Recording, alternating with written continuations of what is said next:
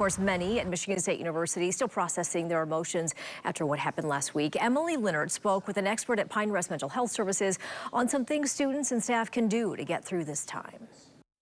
Joining me now is Bill Sanders, Chief Medical Officer at Pine Rest. Thanks for being here. Yeah, thanks for having me. I appreciate the opportunity to be here. So students returned to class today at Michigan State, a week after the shooting on campus. What are some ways that students can help deal with the stress or the concern about going back to class? Yeah, that's a really good question. And just to start, just a horrible tragedy. And of course, we want to make sure that we can do whatever we can to help support them. Yeah, and then in getting back to class, one of the things for students is to take time to take care of themselves and to be able to be aware of the resources that are available for them. One of the best ways to overcome this trauma and the feelings associated with that is to talk about it, to be social, to connect with friends, teachers, family members. And that's really the best way to overcome, a tragedy like this if they're experiencing any difficulties returning to school. Yeah, so how might a student know if they're ready to go back to class? I think that for some students, this could be really helpful. Getting back into a routine is one of the best ways to overcome this type of a tragedy. And there's this built-in connectedness with the university. University is really a community. So, taking those steps to get back to class are important. But if they're experiencing things like anxiety, or they're feeling stressed, or they're having trouble with sleep, things may come in waves where they'll feel anxious or feel shaky, or their stomach will feel upset.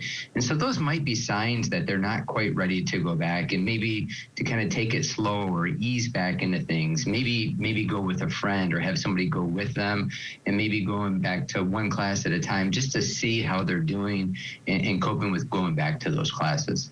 And of course, there are resources available. What are some of the ways that Pine Rest is helping?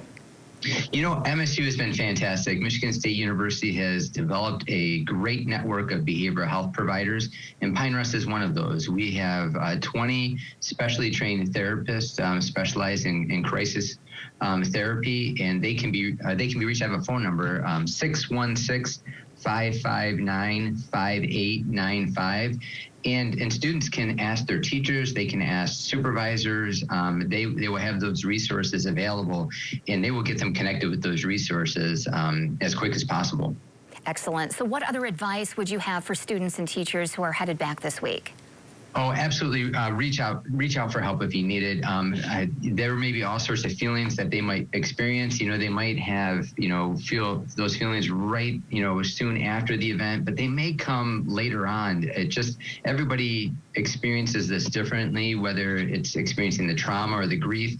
And so just being open to the idea of listening and having that safe space to have those feelings, because the best way to deal with that is to process and deal with those feelings as they're moving through the process.